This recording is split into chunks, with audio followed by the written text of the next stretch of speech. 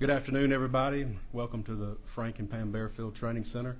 I'm Captain Keith Sescaliba with the Hoover Police Department, and we're here today to provide you with the latest update in the Carlee Russell investigation.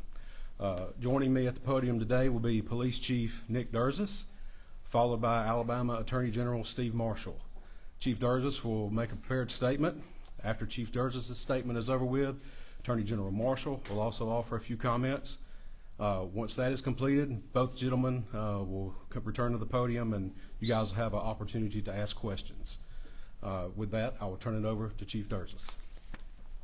Thank you, Captain. Good afternoon.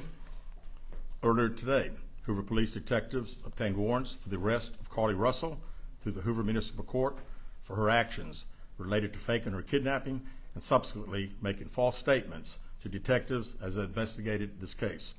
Her decisions that night created panic and alarm for the citizens of our city and even across the nation as the concern grew that a kidnapper was on the loose using a small child as bait.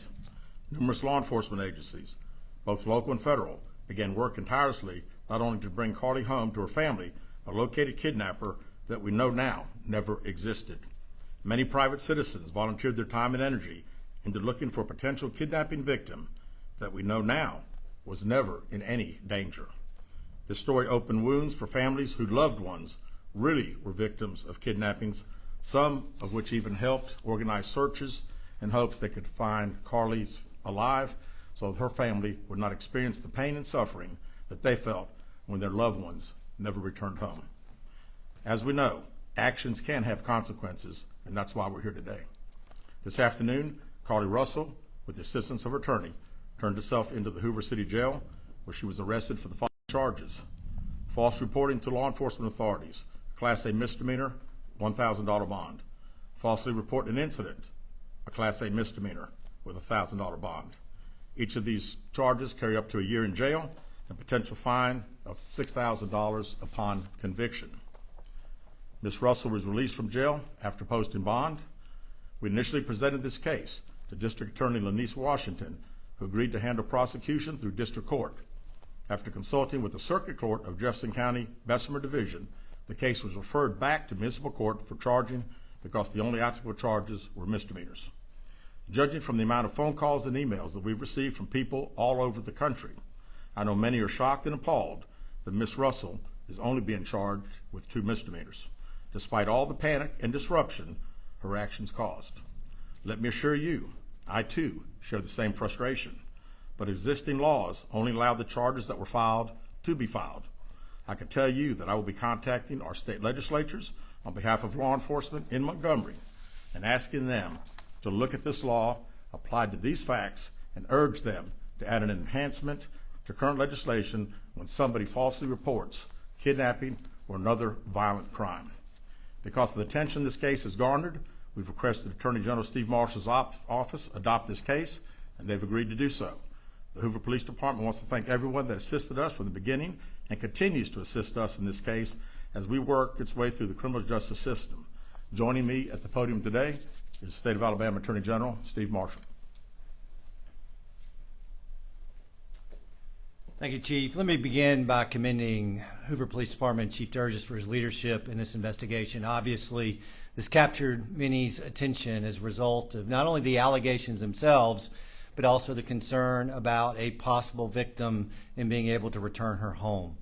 The work that was done by the Hoover Police Department was monumental in its lift, and the results of that work you are seeing come to fruition today with the charges that have been levied.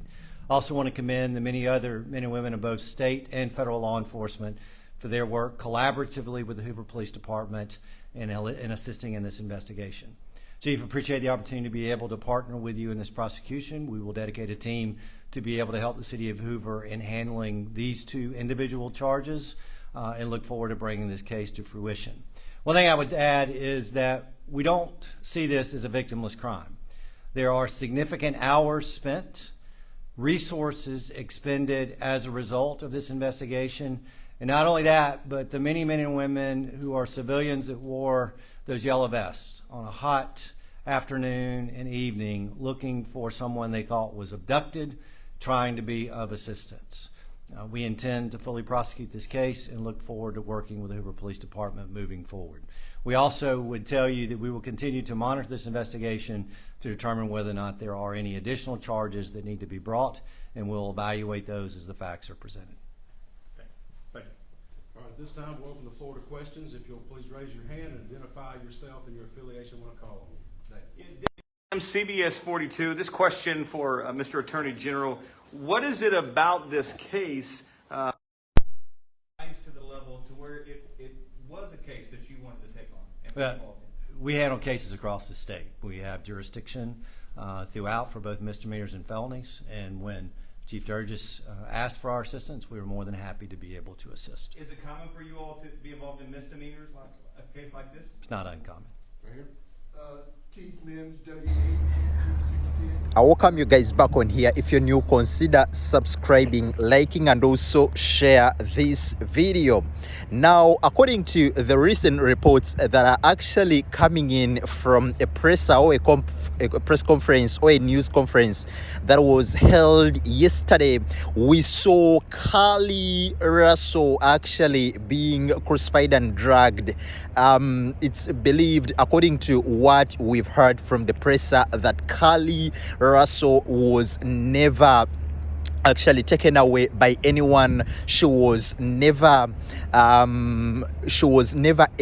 She was never in a situation where she was in danger. And according to what her attorney actually read, she came out to apologize. Obviously, for me, I saw very many red flags from what actually she was saying, that she has seen a toddler on the roadside. Then she called 911. Then the police had to come in, and then all of a sudden her SIM card, she's not picking up phone calls. It depicted lots of red flags. It depicted lots of holes within what she was actually saying. So for me, I knew that this lady must have been seeking attention from what we've been saying and actually hearing from a couple of social media reports. This lady actually was checked by the boyfriend, that is Thomas. Thomas says that, according to the reports, they are saying Thomas was actually dating another lady, and then he wasn't no more in a relationship with Carlee Russell, and then all of a sudden, so Carlee Russell decided to arrange something which is beyond what everyone is wondering about right now, that she is going to take herself away. She's going to try and disappear so that she can hurt the boyfriend, that is Thomas. So this really was really very absurd, because now the police has invested in lots of resources. They have invested in their time, and it shows how these modern day girls operate. You cannot call the police just because the boyfriend has checked you. You know, it's really completely absurd and nonsensical in my opinion. But of course, the police right now, what amuses me is actually arranging a joint press conference or a news conference with Carlee Russell herself actually coming out to apologize and talk to the world, because according to the way how people actually prayed for her family, and then all of a sudden she comes out and says she was never in danger. It's really very absurd. But of course, I would love to hear from her. In her own words, and how she's explaining this whole situation, how she planned it and stuff like that. So we'll be waiting to see more details as they come in.